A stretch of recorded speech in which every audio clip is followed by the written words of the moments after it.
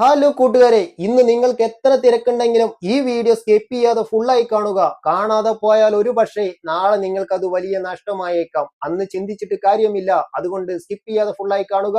അതോടൊപ്പം തന്നെ ഈ വീഡിയോ നിങ്ങളുടെ സുഹൃത്തുക്കൾക്കും റിലേഷനും ഒക്കെ മാക്സിമം ഷെയർ ചെയ്ത് കൊടുക്കുകയും ലൈക്കും കമന്റും അതിനോടൊപ്പം അടിക്കാനും മറക്കരുത്. വിഷയം ഈ വീഡിയോയിൽ കാണുന്ന വ്യക്തി ചാലക്കുടിയിലുള്ള വിവിധ ഏരിയകളിലുള്ള വീടുകളെ ഒരു ബിരിയാണി ചലഞ്ചിന്റെ അഭ്യർത്ഥനയുമായി എത്തിയിരിക്കുകയാണ്. ഈ ബിരിയാണി ചലഞ്ച് നടത്തുന്നത് അദ്ദേഹത്തിന്റെ കയ്യിൽ ഒരു ഫോട്ടോയുണ്ട്, ഒരു ചെറുപ്പക്കാരന്റെ. ആ ചെറുപ്പക്കാരൻ വയ്യാതെ കിടക്കുന്നതിനാൽ അദ്ദേഹത്തിന്റെ ട്രീറ്റ്മെന്റിന് അത്യാവശ്യമായി ഒത്തിരി പൈസയുടെ ആവശ്യമുണ്ട്. 2-3 ദിവസത്തിന്റെ ഉള്ളിൽ തന്നെ ആ ട്രീറ്റ്മെന്റ് നടത്തുകയും വേണം. അതിനത്രയും പൈസ ഇല്ലാത്തതിനാൽ ഒരു ബിരിയാണി ചലഞ്ച് നടത്തി അതിൽ നിന്നും കിട്ടുന്ന പൈസ ഈ വയ്യാതെ കിടക്കുന്ന ചെറുപ്പക്കാരന് കൊടുത്ത് സഹായിക്കുവാനായിട്ടാണ് ചാലക്കുടിയിലുള്ള വിവിധ ഏരിയകളിലുള്ള വീടുകളിൽ കയറി ഇങ്ങനെ ഒരു ബിരിയാണി ചലഞ്ച് നടത്തുന്നത്.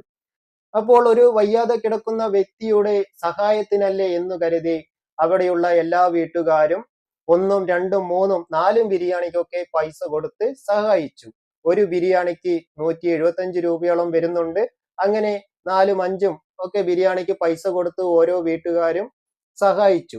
അപ്പോൾ സഹായിച്ച എല്ലാവരോടും ഈ മാന്യ വ്യക്തിയായ ചെറുപ്പക്കാരൻ പറയുന്നുണ്ട്, ഉച്ചയാവുമ്പോൾ നിങ്ങൾക്ക് എല്ലാവർക്കും ബിരിയാണി എത്തും എന്നും പറഞ്ഞിട്ടാണ് ബിരിയാണി അഭ്യർത്ഥനയുമായി വന്ന വ്യക്തി അവിടെ നിന്നുമെല്ലാം മടങ്ങുന്നത്.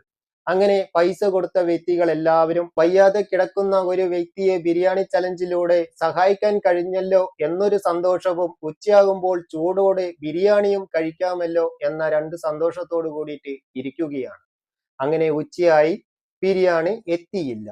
അപ്പോഴും അവർ വിചാരിച്ചു, കാരണം ഒത്തിരി പൈസയുടെ ആവശ്യമുണ്ടെന്ന് പറഞ്ഞതിനാൽ ഒത്തിരി വീടുകളിൽ കയറി പൈസ ശേഖരിച്ചു കൊണ്ടിരിക്കുകയായിരിക്കും ആ ചെറുപ്പക്കാരനായ മാന്യ വ്യക്തി.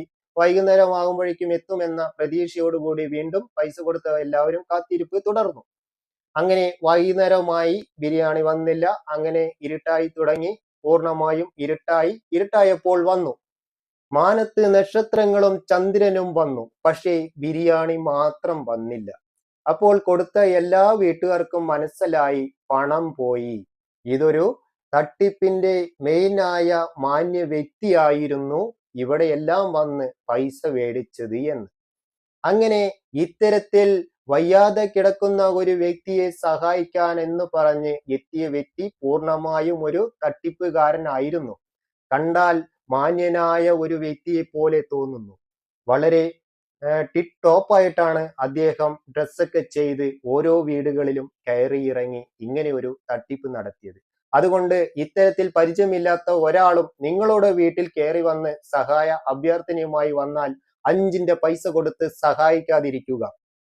ഇനി മെമ്പർമാരായ നിങ്ങളോട് എനിക്കൊരു കാര്യം പറയാനുണ്ട്. ഞാൻ പറയുന്നത് തെറ്റാണെങ്കിൽ ക്ഷമിക്കുക.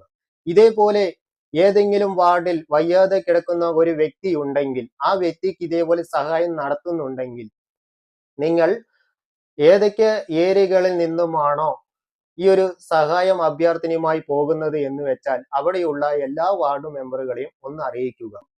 ആരൊക്കെയാണോ ഈ വയ്യാതെ കിടക്കുന്ന വ്യക്തിയുടെ സഹായ അഭ്യർത്ഥനയുമായി വരുന്നത് എന്ന് പറഞ്ഞാൽ അവരുടെ ഫോട്ടോയും ഈ മെമ്പർമാർക്ക് എല്ലാവർക്കും അയച്ചു കൊടുക്കുക. അങ്ങനെ ആ മെമ്പർമാർ ചെയ്യേണ്ടത് എല്ലാ വീട്ടുകാർക്കും അയച്ചു കൊടുക്കുക. കാരണം ഒരു ഗ്രൂപ്പ് തുടങ്ങുക. ആ ഗ്രൂപ്പ് തുടങ്ങിയാൽ ആ ഗ്രൂപ്പിൽ ഇട്ടാൽ എല്ലാ വീട്ടുകാർക്കും ഇങ്ങനെ ഒരു സഹായ അഭ്യർത്ഥനയുമായിട്ട് വരുന്നുണ്ട് എന്നുള്ളത് അറിയാൻ കഴിയും. അങ്ങനെ വീട്ടുകാർക്ക് ഇതേപോലെയുള്ള തട്ടിപ്പിൽ പെടാതെ രക്ഷപ്പെടാനും സാധിക്കും. ദയവ് ചെയ്ത് ഇനി അങ്ങനെ ഒന്ന് ചെയ്താൽ വളരെ നന്നായിരിക്കുമെന്ന് പറഞ്ഞുകൊണ്ട് ഈ വീഡിയോ ഞാൻ ഇവിടെ അവസാനിപ്പിക്കുന്നു. അപ്പോൾ വേറൊരു വീഡിയോയുമായി വീണ്ടും കാണാം. Okay, by.